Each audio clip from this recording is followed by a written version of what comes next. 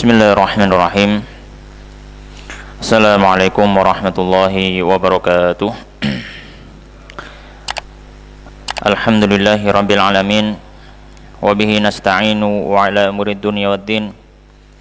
Thumma salatu wassalamu ala ashrafil anbiya'i wal mursalin, nabiyina wa habibina Muhammadin wa ala alihi wa ashabihi ajma'in, wa man sara ala nahjihi ila yaumiddin. Ya ayyuhalladzina amanu taqullaha haqqa tuqatih wa la tamutunna illa wa antum muslimun. Allahumma subhanaka la ilma lana illa ma 'allamtana innaka antal alimul hakim. Wa tub 'alaina innaka antat tawwabur rahim. Allahumma faqihna fid din wa 'allimna ta'wil waftah lana futuhal arifin. Warzuqna al-ikhlas fil 'ilmi wal 'amal. Rabbi shrah li sadri wa yassir li amri wahlul 'uqdatan min lisani yafqahu qawli. Allahumma amin. Ma'asyiral muslimin jamaah rahimani wa rahimakumullah.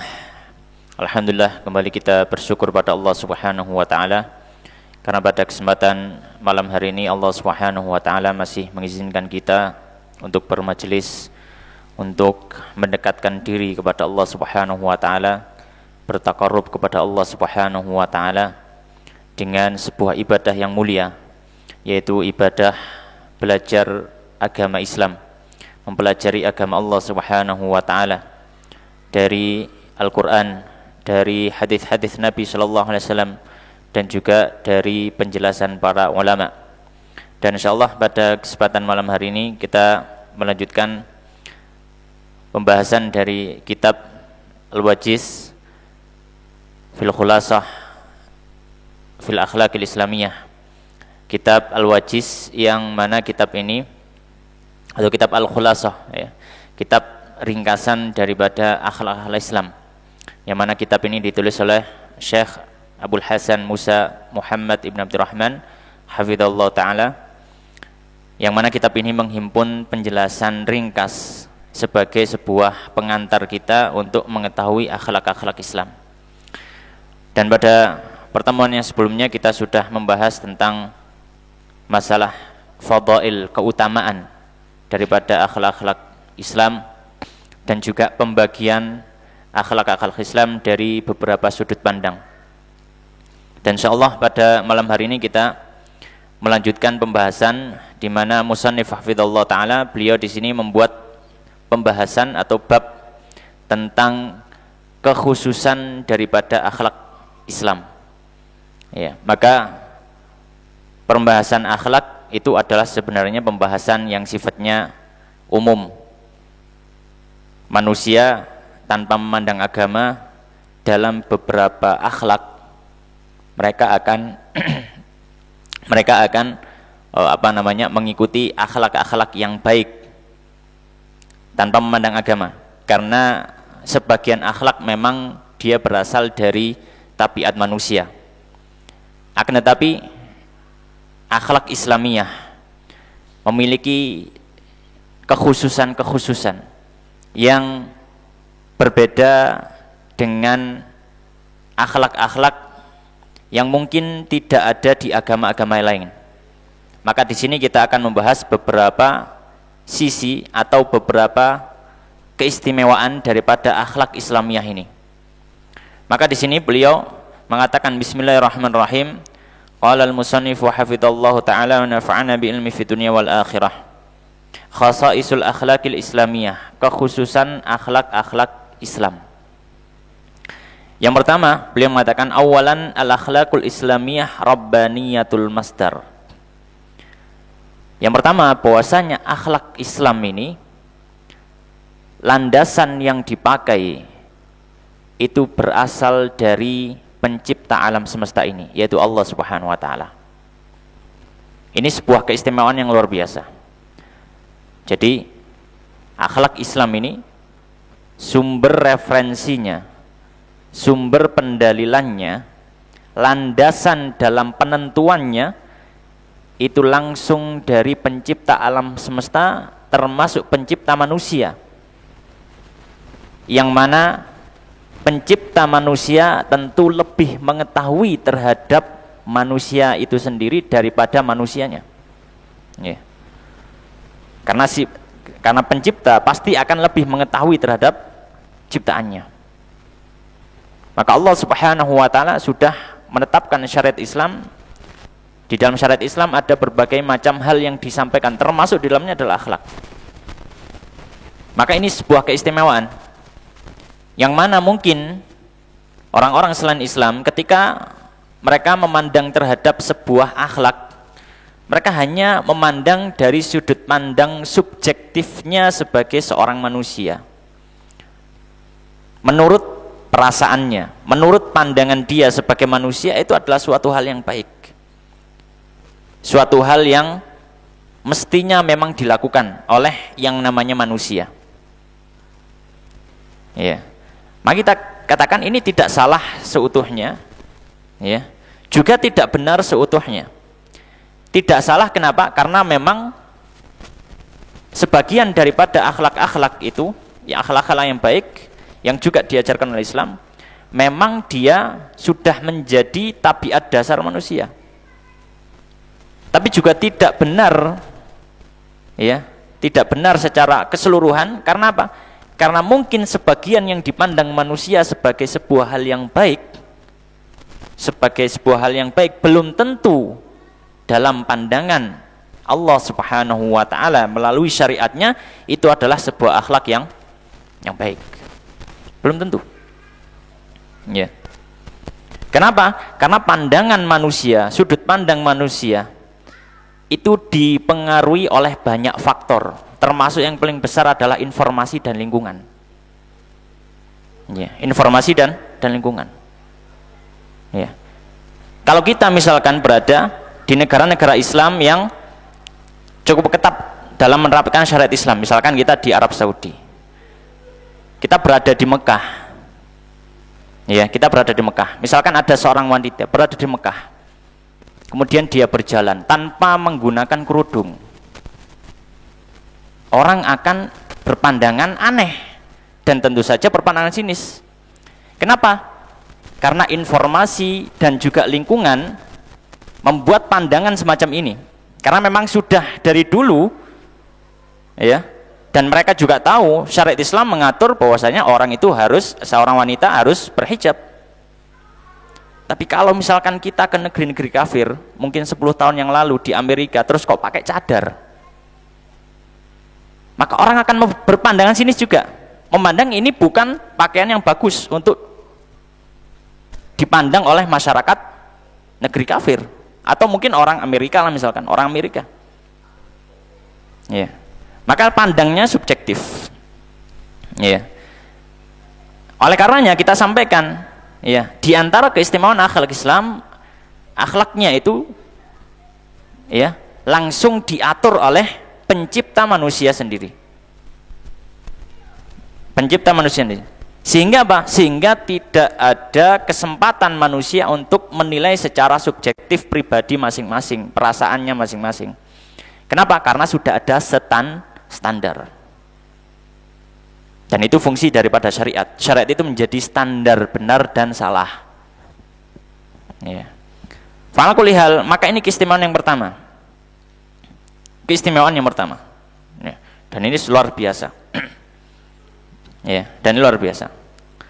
Ya, saya rasa wallahu taala alam, sebatas pengetahuan saya tidak ada, ya, tidak ada buku dalam agama lain selain Islam yang menghimpun di dalamnya tentang masalah akhlak.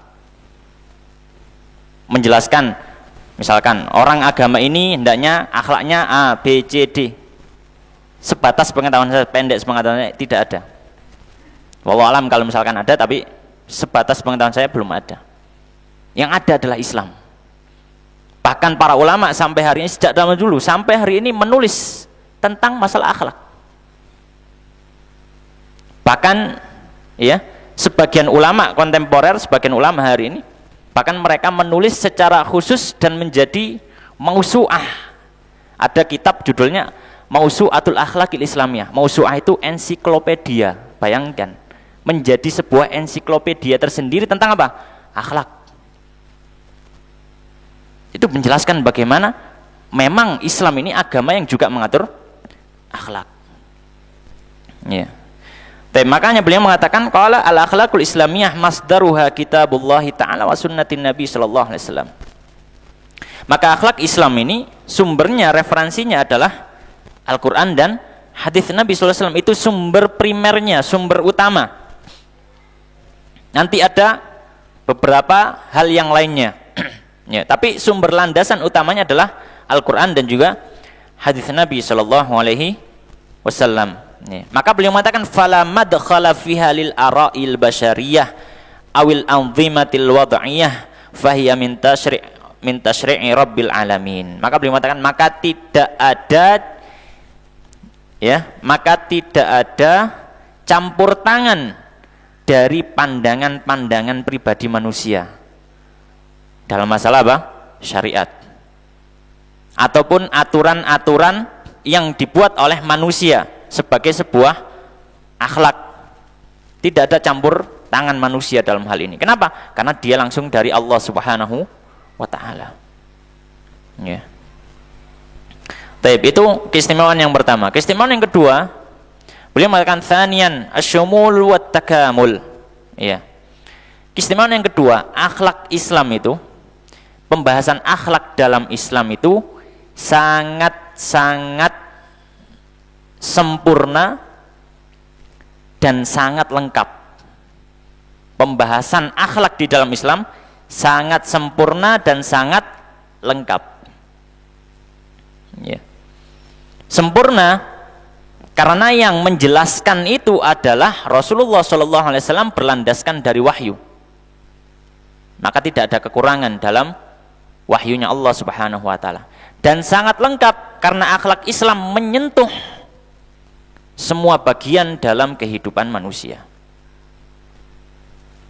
Menyentuh semua bagian dalam kehidupan manusia. Bahkan termasuk akhlak yang tidak bisa dilihat, itu juga dibahas oleh Islam. Akhlak yang tidak bisa dilihat, itu juga dibahas oleh Islam. Misalkan apa? Akhlak kepada Allah. Contohnya akhlak kepada Allah, bersikap tawakal. Ini juga dibahas oleh Islam. Ya. Dibahas oleh Islam. Ya. Yang mungkin sebagian orang kafir tidak akan mengerti pemahaman tentang masalah tawakal ini. Ya. Karena apa? Karena itu adalah amaliyah hati. Tidak bisa dilihat. Tidak ada wujud secara fisiknya. Ini adalah tawakal. Ya, tidak ada. Karena tawakal itu masalah hati. Maka di sini keistimewaan di sini keistimewaan akhlak Islam. Yang kedua yaitu apa? Akhlak Islam itu sangat-sangat sempurna dan juga sangat-sangat lengkap. Dan tadi kita sudah sampaikan, bahkan sebagian ulama membuat sebuah ensiklopedia tentang apa? Akhlak Islam berjilid-jilid, bukan hanya satu jilid. Namanya ensiklopedia. Ya. Judulnya Mausu'atul Akhlaqil Islamiyah. Ya. Ensiklopedia akhlak Islami. Itu menunjukkan betapa lengkapnya apa? Akhlak Islam. Kemudian di antara keistimewaan akhlak Islam, ya. Beliau mengatakan qala tsalitsan, yang ketiga, al akhlaqul islamiyah shalihatun likulli zamanin wa makan. Beliau mengatakan keistimewaan yang ketiga, bahwasanya akhlak Islam itu, ya, akhlak Islam itu, ya, bisa diterapkan di semua waktu dan semua tempat. Akhlak Islam, ya, bisa diterapkan di semua waktu dan semua tempat. Ya. Maka beliau mengatakan lamma kanatil akhlaqul islamiyatu rabbaniyatul masdar kanat salihatan likulli zamanin wa makan fala yatra'u 'alaiha ayu taghyirin aw tabdilin bisababi taghayyuri dzurufil wal azman. Ini menyampaikan karena akhlak, ya, alasannya kenapa termasuk keistimewaan akhlak Islam yang ketiga adalah dia itu, ya, bisa diterapkan, bisa dilakukan di semua waktu dan semua tempat. Karena beliau mengatakan karena akhlak Islam ini sumbernya adalah dari Allah Subhanahu wa ta'ala. Berarti dia masuk dalam rumpun syariat. Dan rumpun syariat, dan namanya syariat Islam, namanya agama, itu akan selalu ya relevan di semua waktu dan semua tempat. Ya, namanya agama. Ya. Maka akhlak 1400 tahun yang lalu yang diajarkan oleh Nabi masih bisa kita kerjakan hari ini di tempat yang mungkin jaraknya sangat-sangat jauh, yang mungkin waktu antara siang dan malamnya berbeda. Ya. Maka tidak ada, ya, maka tidak ada hal yang bisa menghalangi bahwasanya oh ini kan di zaman Nabi. Kalau misalkan sekarang akhlak itu tidak bisa diterapkan, oh tidak. Namanya syariat ini tidak mungkin bisa terhalangi oleh waktu dan tempat. Ya. Namanya agama Islam ini tidak mungkin terhalangi oleh waktu dan tempat. Karena wahyu yang turun kepada Nabi Muhammad SAW itu sebagai wahyu yang terakhir. Maka karena dia wahyu yang terakhir, maka masa berlakunya sampai akhir kehidupan alam semesta. Itu masa berlakunya. Ya. Baik. Kemudian, ma'asyiral muslimin jamaah rahimani wa rahimakumullah.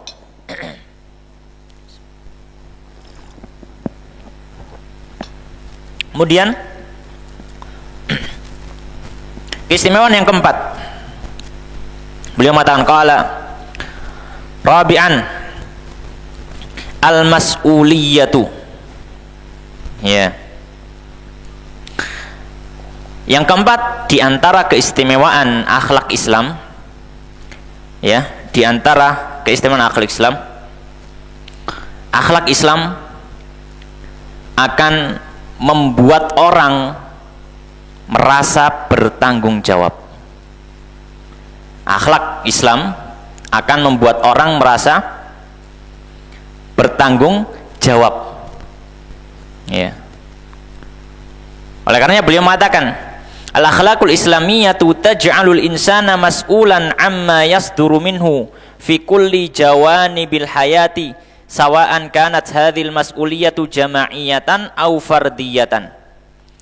Akhlak Islam itu menjadikan seorang manusia akan merasa bertanggung jawab dari semua hal yang terjadi karena sebab dirinya di seluruh sisi kehidupannya.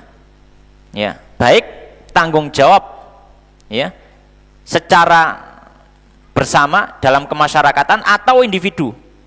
Dalam artian gini, oh bisa di antara keistimewaan akhlak Islam itu bahwasanya asal akhlak Islam mengajari tentang tanggung jawab atau membuat orang bertanggung jawab. Karena kita tahu di dalam syariat Islam, di dalam aturan akhlak, Allah Subhanahu wa taala memberikan balasan bagi akhlak yang muncul dari seorang manusia. Ya. Dari akhlak yang muncul dari seorang manusia. Misalkan yang paling mudah, yang masyhur tentang akhlak jujur dan kebohongan. Ya, jujur dan kebohongan. Maka Nabi SAW menyampaikan, innas sidqa yahdi ilal bir wa innal birra yahdi ilal jannah. Sesungguhnya kejujuran itu akan mengarahkan kepada kebaikan dan kebaikan akan mengarahkan pada surga. Ada balasan yang disediakan Allah. Sebaliknya, kalau orang berbohong, wa innal kadziba yahdi ilal fujur wa innal fujur yahdi ilan nar. Ya. Dan sesungguhnya kebohongan itu akan menggiring orang untuk melakukan keburukan dan keburukan menggiring orang untuk masuk neraka. Maka di sini ketika seorang sadar bahwasanya akhlak Islam itu bukan hanya sekedar melakukan karena dipandang baik oleh manusia, bukan hanya sekedar itu. Lebih daripada itu. Karena ada pahala bagi orang yang berakhlak baik dan ada siksa bagi orang yang berakhlak buruk. Dan bagaimana Nabi SAW menyampaikan ya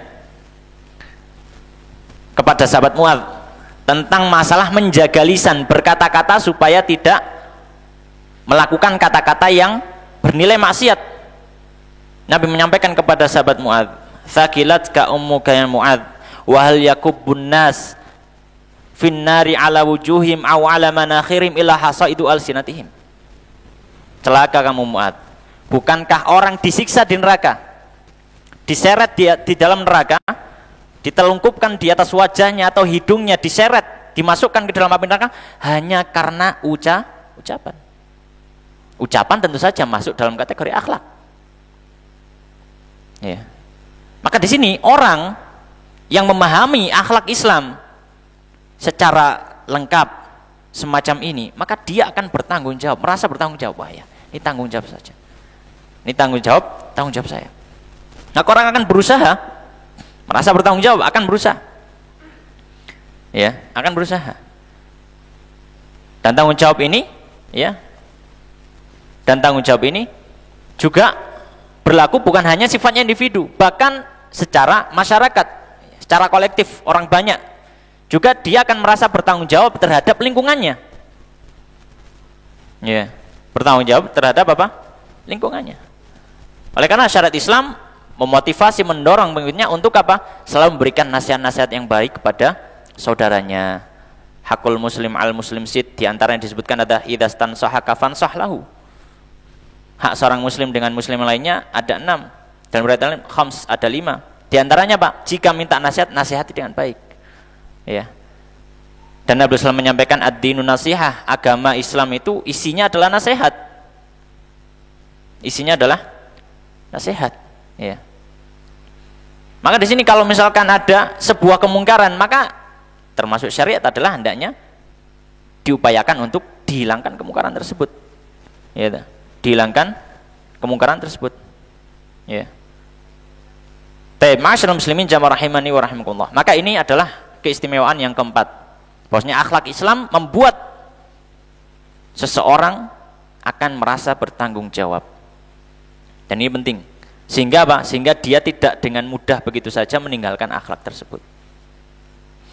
Kemudian diantara keistimewaan akhlak Islam yang kelima, beliau mengatakan khamisan al-ibratu bil-zahiri wal-batini minal a'mali ma'an.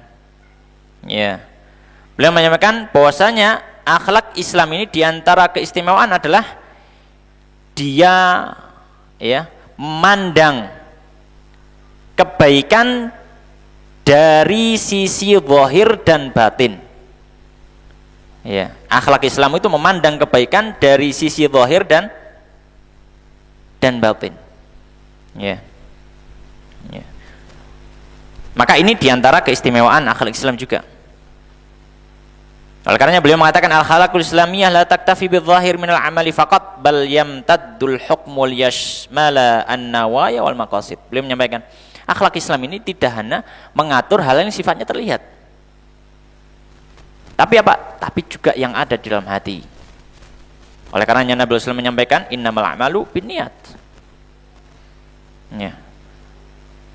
Maka ketika seorang memiliki sebuah akhlak yang terlihat secara zahir, harapannya hatinya juga sesuai dengan zahirnya.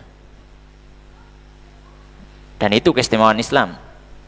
Ya, memperbaiki manusia bukan hanya zahirnya tapi juga apa? Batinnya.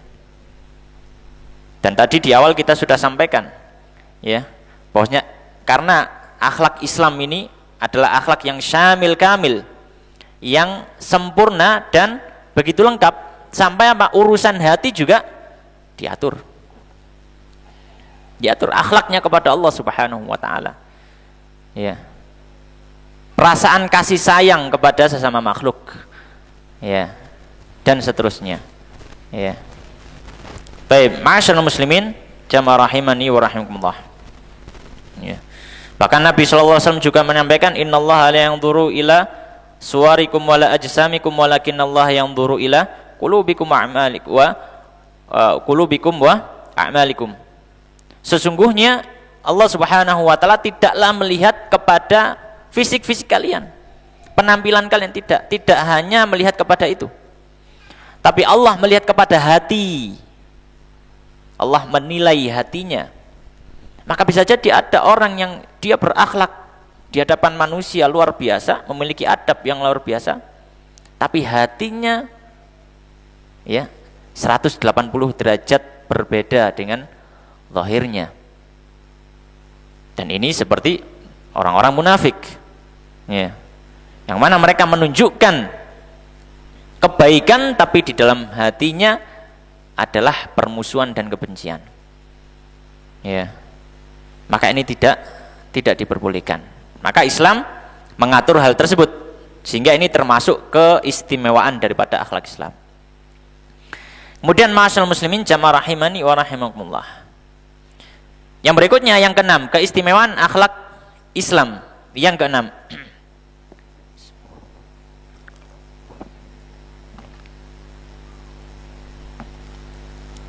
beliau menyampaikan, sadisan yang keenam, al-akhlaqul islamiyatu tartabitu bil jazaid dunyawi wal ukhrawi. Ya. Beliau menyampaikan di antara keistimewaan akhlak Islam bahwasanya dalam aturan akhlak Islam itu ada balasan-balasan yang diterima bagi para pelakunya, baik di dunia ataupun di akhirat. Baik di dunia ataupun di akhirat. Ya. Jadi ada timbal balik ketika seorang itu berakhlak. Kalau akhlaknya akhlak yang baik, maka akan mendapatkan balasan kebaikan. Bahkan tidak menunggu di akhirat, di dunia sudah dibalas kadang. Seperti contohnya, ya, ada seorang yang bertanya kepada Nabi Shallallahu Alaihi Wasallam. Beliau menyampaikan, ya Rasulullah, dullani ala amalin idza amiltuhu ahabbanillah wa ahabbanin nas. Wahai Rasulullah, tunjukkan padaku satu amal yang kalau saya kerjakan, saya dapat cintanya Allah, dapat cintanya manusia. Allah senang kepada saya, manusia pun senang kepada saya. Maka Nabi SAW menyampaikan apa? Izhad fid dunya yuhibbakallah. Zuhudlah dalam masalah dunia, Allah akan cinta kepada kamu. Wazhad fima indan nas yuhibbakan nas. Dan zuhudlah terhadap miliknya manusia, orang akan senang pada kamu. Dalam artian apa? Ya, dalam artian orang itu tidak mudah kepingin, tidak mudah jaluk, ya, kepada miliknya orang lain, pada miliknya orang lain. Ya, maka orang akan merasa nyaman dekat dengan orang semacam ini. Ya. Tapi kalau misalkan setiap kali kita ketemu orang ini, misalkan isine sambat, misalkan cak ganti duit 5.000 ta 10.000 misalkan, ben ketemu, apakah kira-kira kita kalau ketemu akan merasa nyaman? Nggak nyaman. Ya, nggak nyaman. Nek iso ono ngiku ngalih. Tapi kalau Masya Allah orang itu, ya, tidak terlalu tidak terlalu menginginkan apa yang dimiliki oleh manusia. Yang dibahasakan oleh Nabi SAW, izhad fima indan nas. Zuhudlah dari apa yang dipunyai oleh manusia. Yuhibbakan nas. Orang kan senang pada kita. Itu balasannya sudah dirasakan di dunia, tidak nunggu di akhirat. Ya, kalau di akhirat jelas balasannya sangat banyak sekali, ya. Di antaranya apa? Di antara hal yang menunjukkan hal tersebut, misalkan Allah Subhanahu wa taala menyampaikan, ya, di dalam Al-Qur'an, "Wa may yatawakkal 'ala Allah fahuwa hasbuh." Siapa yang bertawakal kepada Allah, maka tawakal termasuk akhlak hati, ya, akhlak batin. Siapa yang bertawakal pada Allah Subhanahu wa taala, Allah akan membuat dia cukup. Allah yang mencukupi dirinya. Ya. Wa may yatawakkal 'ala Allah fa hasbuh. Innallaha balighu amrihi, dan seterusnya. Ya. Allah Subhanahu wa taala dalam ayat yang lain juga menyampaikan, lilladzina ahsanu fi hadhihi dunya hasanah. Bagi orang yang berbuat ihsan di dunia ini, maka dia akan mendapatkan balasan kebaikan. Maka ini diantara, ya di antara keistimewaan yang dimiliki oleh akhlak Islam. Ya, di mana keistimewaan yang terakhir tadi atau yang keenam, bahwasanya akhlak Islam itu ya membuat atau menjadikan orang yang berakhlak mendapatkan balasan baik di dunia maupun di akhirat.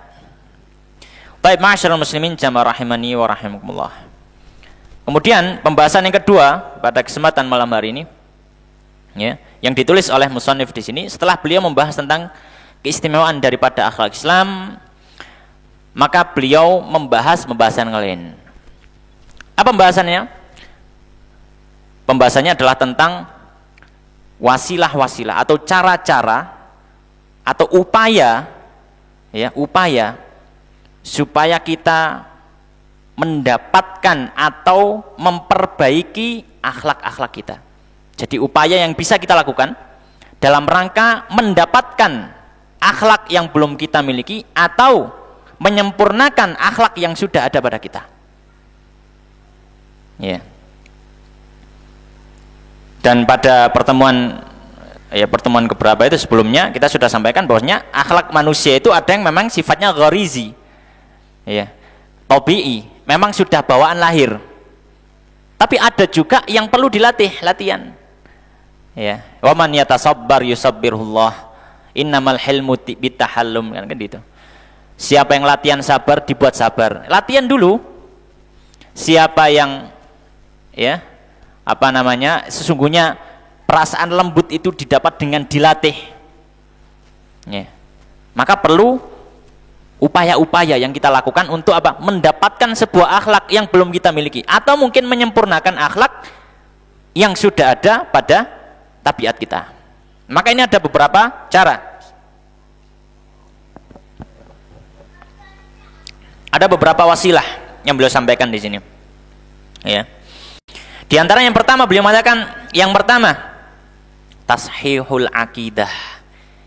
Ya, upaya yang pertama adalah kita memperbaiki akidah kita kepada Allah.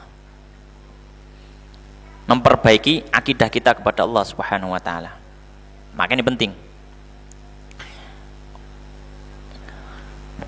Bagusnya akidah, keyakinan kepada Allah itu berjalan beriringan dengan bagusnya akhlak seseorang.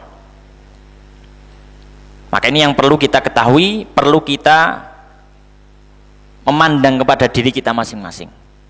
Ketika kita mempelajari akidah yang lurus, ya, akidah yang benar, keyakinan yang kuat kepada Allah Subhanahu wa taala, keimanan yang besar kepada Allah.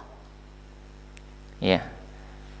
Maka harusnya akhlak kita semakin berkualitas. Akhlak kita semakin berkualitas. Maka salah satu pertanda kita benar dalam belajar akidah, akhlak kita menjadi semakin baik. Salah satu tandanya. Maka kalau misalkan ada seorang yang belajar akidah, pelajari akidah Islam yang lurus, yang benar, ketauhidan, keimanan pada Allah, tapi akhlaknya kok buruk atau malah makin buruk dari sebelumnya, perlu dipertanyakan belajarnya seperti apa. Perlu dipertanyakan metode dalam belajar akidahnya. Ya, perlu dipertanyakan metode dalam belajar akidahnya. Nabi SAW ketika mengajarkan akidah, beliau sangat erat menghubungkan dengan akhlak. Sangat erat sekali. Makanya banyak dari nas-nas yang ada, dalil-dalil yang ada menunjukkan bagaimana dekatnya keimanan kepada Allah dengan akhlak kepada manusia. Misalkan Allah Subhanahu wa taala menyampaikan dalam Al-Qur'an, wa'budullaha wa la tusyriku bihi syai'a. Allah merintahkan beribadahlah kepada Allah, jangan berbuat syirik. Akidah tauhid. Wabil walidaini ihsana. Berbuat baik kepada orang tua. Wabidzil qurba, pada kerabat juga. Wal yatama, anak yatim. Wal masakin, orang miskin. Wabnis sabil, dan orang-orang yang sudah kehabisan bekal di jalannya. Wal jari dzil qurba wal jaril junub, dan tetangga yang dekat atau tetangga yang jauh. Ya.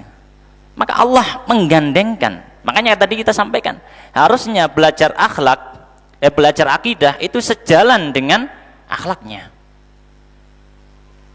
Ya. Nabi SAW berapa banyak hadis yang menunjukkan Nabi SAW selalu menghubungkan akhlak dengan keimanan. Ya. La yu'minu ahadukum hatta yuhibba li akhihi ma yuhibbu li nafsihi. Tidak beriman, tidak sempurna keimanan salah seorang dari kalian sampai dia mencintai, ya, untuk saudaranya sebagaimana dia mencintai untuk dirinya sendiri. Man kana yu'minu billahi wal yawmil akhir falyakul khairan aw liyasmut. Siapa yang beriman pada Allah dan hari akhir, keyakinan, dia berkata baik atau diam. Kemudian Nabi juga menyampaikan, fal yukrim jarahu, siapa yang beriman pada Allah dan hari akhir hendaknya memuliakan tetangganya. Kemudian ditambah fal yukrim dhaifahu, hendaknya dia memuliakan tamunya. Ya. Maka ini menunjukkan bahwa keimanan kepada Allah sangat erat hubungannya dengan akhlak. Ya. Baik. Kemudian beliau menyampaikan, ya, innal aqidata laha ta'thirun kabirun ala sulukiyatil insan. Fal aqidatu hiyal iman wa akmalul mu'minin imanan ahsanuhum akhlaqa. Maka beliau mengatakan, maka akidah, keyakinan kepada Allah ini memiliki dampak yang besar dalam sikap manusia, dalam membentuk sikapnya manusia.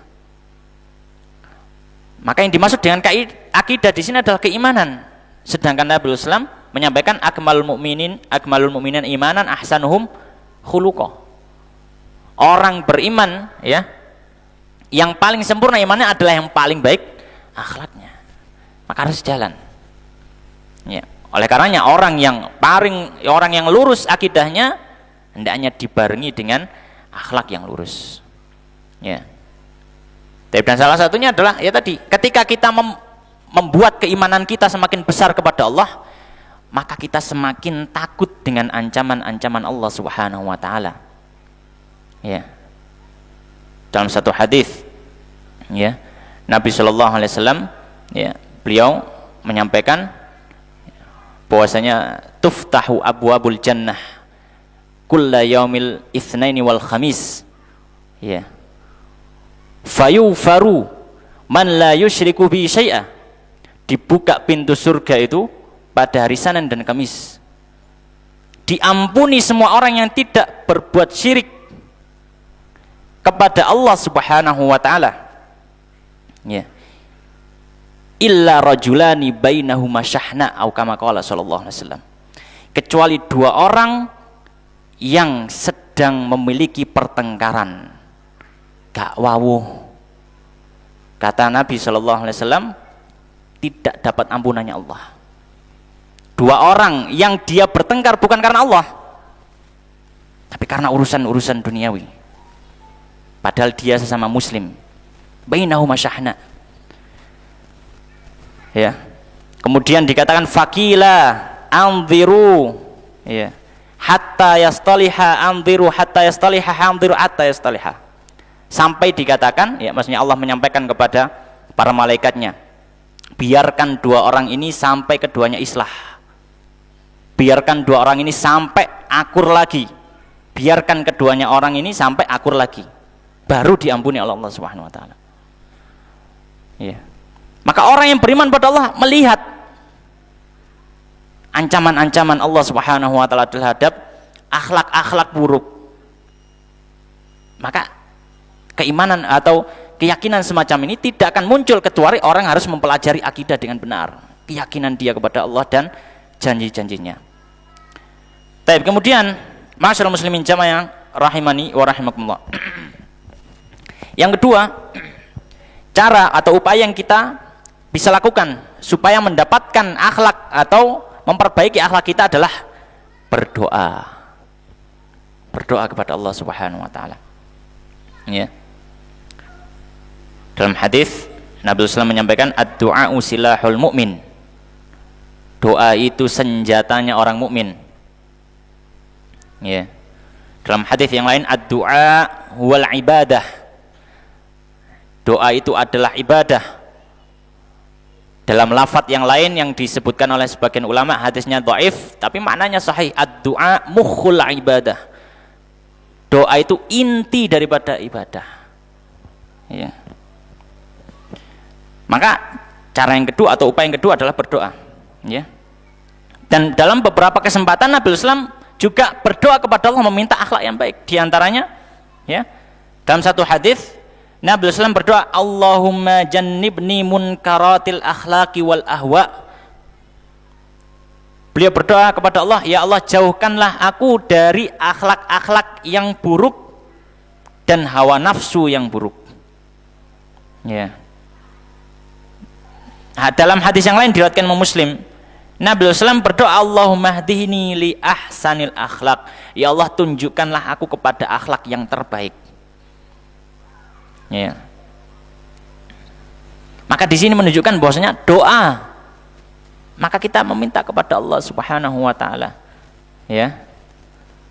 Minta kepada Allah Subhanahu wa taala. Kira-kira kita butuh apa? Akhlak apa yang perlu kita perbaiki dari kita? Kita berdoa kepada Allah Subhanahu wa taala.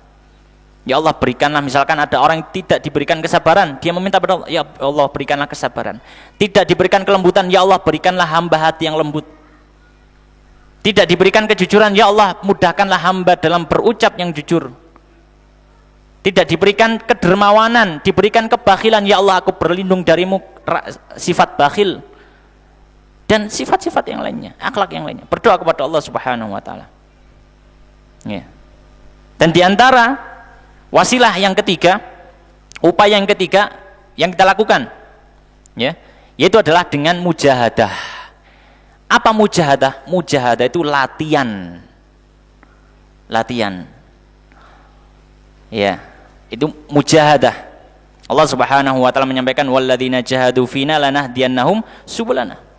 Siapa yang berupaya, bersungguh-sungguh melatih dirinya, menundukkan nafsunya untuk menuju kami, menuju Allah, maka akan kami mudahkan jalannya. Wa may yattaqillaha yaj'al lahu makhraja. Saya mau bertakwa kepada Allah akan diberikan jalan keluar, dibukakan pintu kemudahan. Ya. Maka cara yang ketiga adalah dengan melatih dirinya. Dengan melatih dirinya. Dan melatih ini ya terus-menerus. Sepanjang hidup kita harus mujahadah. Mujahadah itu kalau bahasa yang lain terkadang dibahasakan dengan riyadhah. Ya. Kalau kita kadang dengar ditirakati, diriyadhahi. Intinya adalah mengupayakan mujahadah. Dan Imam Nawawi dalam kitabnya Riyadhus Shalihin membuat bab khusus, babul mujahadah, bab ngelatih diri, melatih diri. Dan Nabi SAW menyampaikan la yu'minu ahadukum hatta yakuna hawa'u taba'an lima ji'tu bih. Enggak beriman salah seorang dari lain sampai hawa nafsunya tunduk kepada syariatnya Nabi SAW. Bagaimana cara menundukkan? Ya harus dipaksakan, dilatih. Ya. Sebagaimana ibadah juga perlu dilatih, akhlak juga perlu dilatih. Kemudian di antara wasilah, di antara upaya yang bisa kita lakukan atau cara yang kita lakukan untuk mendapatkan akhlak yang baik dan terjauh dari akhlak yang buruk. Yang keempat, beliau mengatakan at-tafakkur fil atharil mutarattibati ala husnil khuluq. Beliau menyampaikan cara yang keempat adalah dengan memikirkan dan mengetahui dampak yang bisa ditimbulkan ketika orang itu memiliki akhlak yang baik. Dan ini tentu dengan belajar. Dan ini tentu apa? Dengan belajar. Kita mempelajari bagaimana hadis-hadis yang berhubungan dengan akhlak. Kitab yang bagus dalam membahas hal ini kita bisa lihat secara mudah, Riyadhus Shalihin. Ya. Jadi intinya hadis-hadis tentang akhlak-akhlak yang luar biasa. Ya. Imam Nawawi rahimahullah taala, ya, beliau membahas, menyebutkan dalil-dalil tentang akhlak yang tidak terlihat, akhlak hati, ya, dan akhlak yang terlihat, ya. Dalam Riyadhus Shalihin ada kitabul adab, membahas tentang adab yang terlihat, Tapi di awal-awal bab beliau membahas tentang apa? Niat, tawakal, jujur, ya, dan seterusnya, mujahadah termasuk tadi, ya, yang berhubungan dengan hati. Ya. Dan Nabi SAW dalam hadis yang sahih riwayat Tirmidzi, Nabi SAW menyampaikan, ya, ma min syai'in fil mizani athqal min husnil khuluq. Tidak ada di timbangan akhirat kelak yang lebih berat timbangannya melebihi akhlak yang baik. Ya. Tentu saja setelah apa? Setelah selesai masalah akidahnya kepada Allah Subhanahu wa taala, dia tidak mensekutukan Allah. Maka tidak ada yang lebih berat melebihi apa? Husnul khuluq. Ya. Maka dengan melihat asar-asar yang berhubungan bagaimana Allah memberikan balasan bagi akhlak-akhlak baik tersebut, maka akan membuat termotivasi untuk apa? Berusaha menerapkan akhlak tersebut. Kemudian yang kelima, ya, upaya atau cara yang kita lakukan supaya mendapatkan akhlak-akhlak yang baik dan jauh dari akhlak yang buruk, beliau mengatakan an-nadharu fi awaqibi su'il khuluq. Melihat kepada dampak dan akibat dari akhlak yang buruk. Ya. Kalau yang keempat tadi melihat pada dampak dan akibat akhlak yang baik, yang kelima melihat juga dampak dari akhlak yang buruk. Ya, bagaimana Allah memberikan ancaman dan seterusnya. Ya. Baik. Maka dengan memperhatikan, ya, hal-hal semacam ini, maka hati orang yang beriman pada Allah Subhanahu wa taala akan tergugah untuk berusaha menjauhi akhlak tersebut. Untuk menjauhi akhlak tersebut. Makanya di sini kembali diperlukan hati yang beriman pada Allah. Sulit kalau misalkan tidak beriman pada Allah. Ya. Baik. Maka kita melihat hadis-hadis yang mencela tentang akhlak-akhlak yang baik, mencela akhlak-akhlak yang buruk, mencela akhlak bakhil, mencela akhlak kebohongan, ya, ghibah, namimah, mengadu domba, membenci, ya, dan seterusnya, ya, dan seterusnya. Taib. Kemudian ma'asyiral muslimin jamaah rahimani wa rahimakumullah. Cara yang berikutnya, yang keenam yang disampaikan oleh musannif hafizallahu taala. Cara berikutnya, upaya yang berikutnya adalah dengan al-muhasabah, dengan bermuhasabah. Ya. Maka setelah akidahnya benar, keimanannya kuat, ya. Kemudian, ya, dia juga sudah berdoa kepada Allah, dia bermujahadah melatih, kemudian sambil melihat bagaimana balasan akhlak yang baik, bagaimana balasan akhlak yang buruk, maka hendaknya diiringi senantiasa dengan muhasabah. Ya, melihat terus, ya, mengkoreksi dari usaha-usaha yang sudah dilakukan. Apakah ada yang kurang? Ya. Maka ini penting, ya. Dan beliau mengatakan wadzalika binaqdin nafsi wa muhasabatiha wa laumiha idza irtakabat akhlaqan dzamimatan. Maka beliau mengatakan, maka muhasabah di sini adalah bagaimana? Ya, dengan mengkritik dirinya sendiri dan menilai dirinya sendiri dan mencela dirinya sendiri kalau sampai dirinya sudah melakukan akhlak yang tercela. Sebelum orang lain mencela diri kita karena akhlak kita, harusnya kita yang sudah mencela diri kita duluan. Maka seorang muslim adalah orang yang harusnya paling sadar terhadap dirinya, mengetahui dirinya. Rahimallahu ra'an arafa qadra nafsihi. Semoga Allah merahmati seseorang yang dia mengetahui kadar dirinya sendiri. Ya. Maka seorang muslim selalu memikirkan, selalu memperhatikan dari setiap hal yang dia lakukan. Ya, dari setiap hal yang dia lakukan. Ya. Makanya di sini beliau menyampaikan semacam itu. Wa hamliha ala alla ta'uda ila tilkal akhlaq maratan ukhra. Dan setelah dia mencela dirinya kalau sampai melakukan akhlak yang buruk, dia juga ya memaksa jiwanya untuk tidak mengulangi akhlak itu sekali lagi atau di waktu yang lain. Maka ini muhasabah. Ya. Maka ini apa? Muhasabah. Kemudian ma'asyiral muslimin jamaah rahimani wa rahimakumullah. Ya.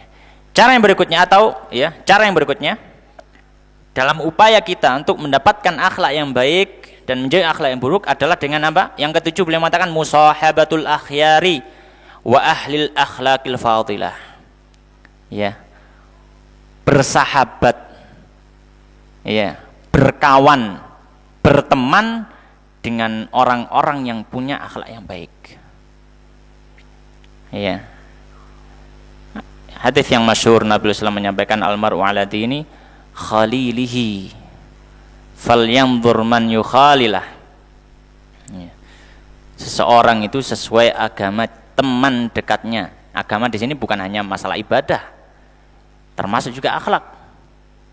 Ya. Karena akhlak juga agama. Maka hendaknya dia memperhatikan orang yang dia temani. Ya. Dan Allah Subhanahu wa taala sudah memerintahkan.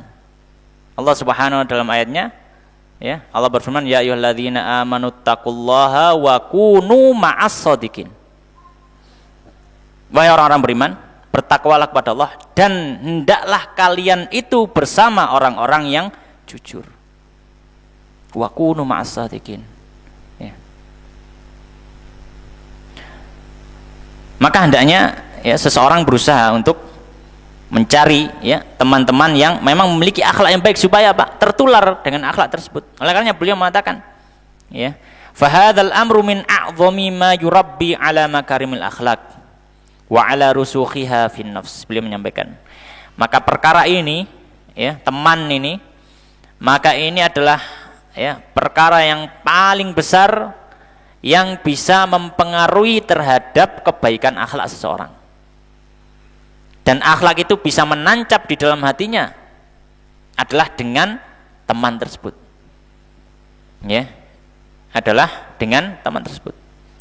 Maka bagaimana seseorang itu berteman, maka bisa dilihat ya karakter daripada orang itu. Ya. Maka ketika orang yang berteman dengan ya para pencuri, maka bisa dipastikan ya dia juga ikut dalam pencurian, meskipun nggak semuanya, ya. Tapi orang secara mudahnya kan seperti itu. Orang ini gumbulnya dengan siapa? Makanya Nabi Shallallahu Alaihi Wasallam menyampaikan bahwasanya ibarat teman yang baik dengan teman yang buruk adalah seperti penjual minyak wangi dan pandai besi. Kalau penjual minyak wangi, ya teman dekatnya sering main ke tempatnya, paling enggak keluar wangi, masuk gak tuku. Ya. Tapi kalau apa? Teman dekatnya adalah pandai besi, setiap hari main, dan gini pandai, ya temannya sambil mandi besi, bikin apa arit, bikin pacul macam-macam, di situ apa namanya panas, berkeringat, ada api. Bau yang tidak sedap, maka kata Nabi Shallallahu Alaihi Wasallam, ya seandainya bajunya nggak kebakar, ya pasti dia dapat bau yang tidak sedap. Ya. Maka ini termasuk perkara yang hendaknya diperhatikan. Ya. Dan ini termasuk hal yang bisa membantu untuk kita mendapatkan akhlak yang baik. Kemudian yang kedelapan, beliau mengatakan ulul himmah. Yang kedelapan, cara untuk kita mendapatkan akhlak yang baik adalah memiliki keinginan yang kuat. Memiliki keinginan yang kuat. Orang tidak mudah putus asa. Memiliki keinginan yang kuat.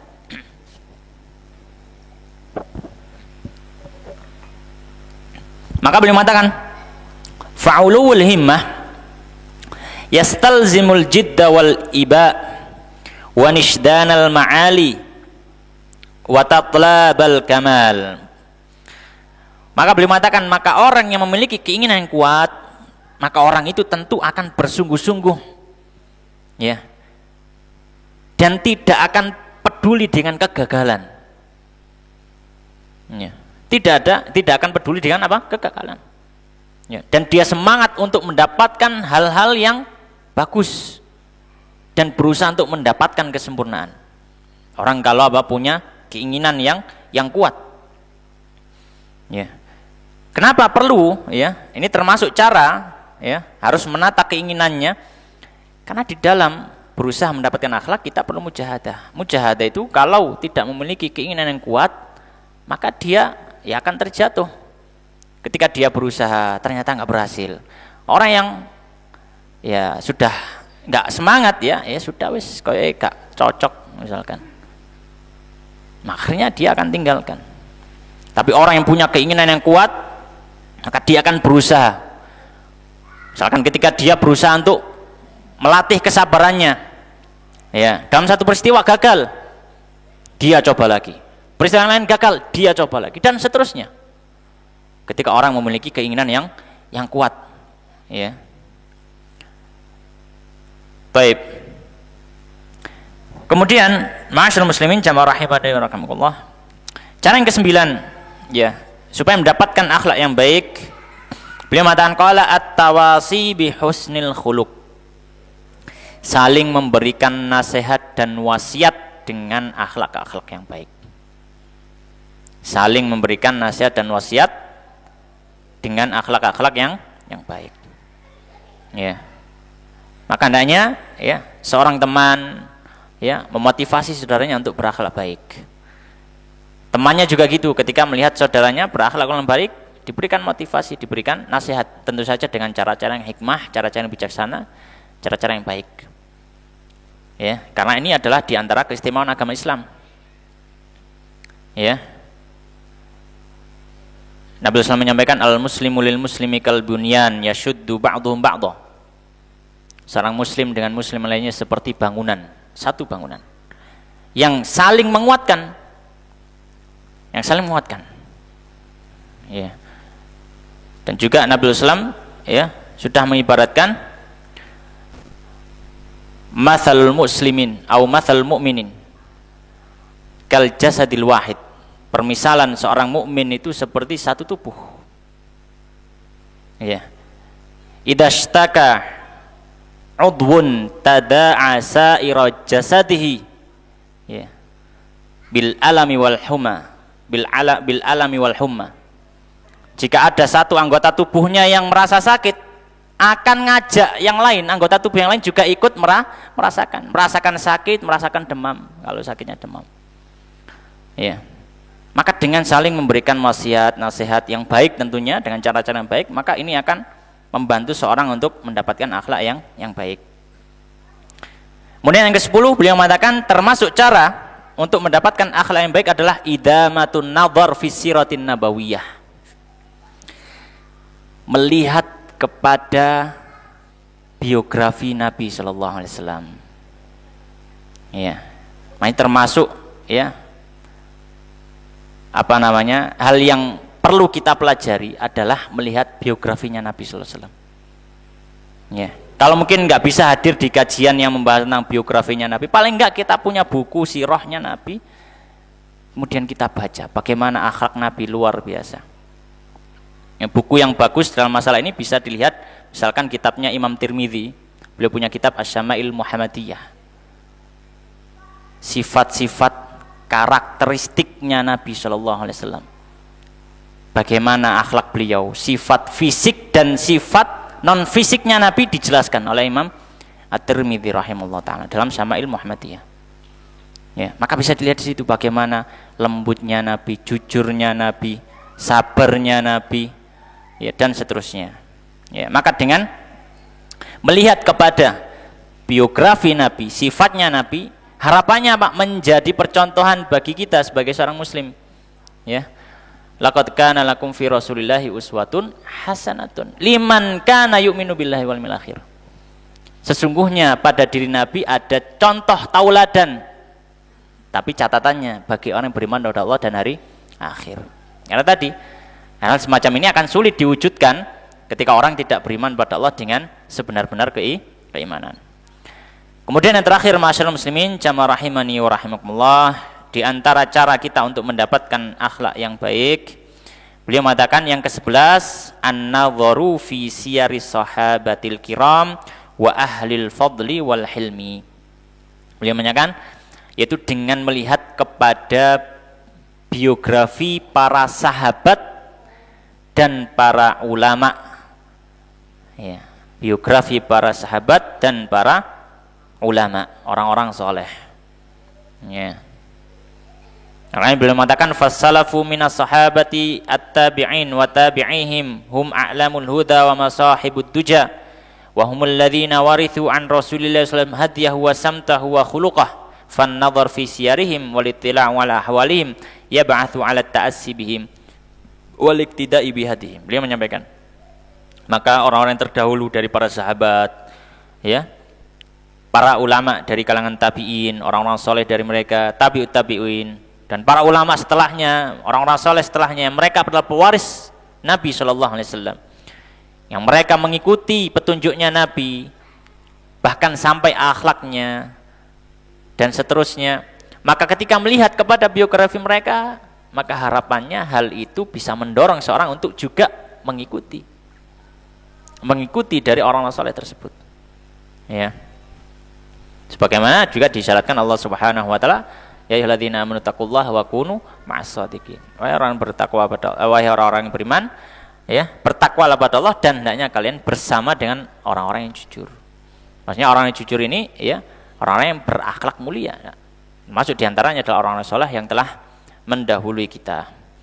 Baik, demikian yang bisa kita bahas pada kesempatan malam hari ini. Dua pembahasan. Yang pertama adalah tentang keistimewaan daripada akhlak Islam. Yang kedua adalah tentang upaya dan cara yang kita tempuh untuk mendapatkan akhlak-akhlak yang baik dan lari atau menghindarkan diri dari akhlak-akhlak yang buruk. Demikian, semoga sedikit memberikan manfaat. Wallahu ta'ala alam, aqulu qouli hadza wa astaghfirullah li wa lakum. Kita akhiri dengan doa kafaratul majlis. Subhanakallahumma wa bihamdika asyhadu an la ilaha illa anta astaghfiruka wa atubu ilaik. Wa akhiru da'wana alhamdulillahirabbil alamin. Tsumma assalamu alaikum warahmatullahi wabarakatuh.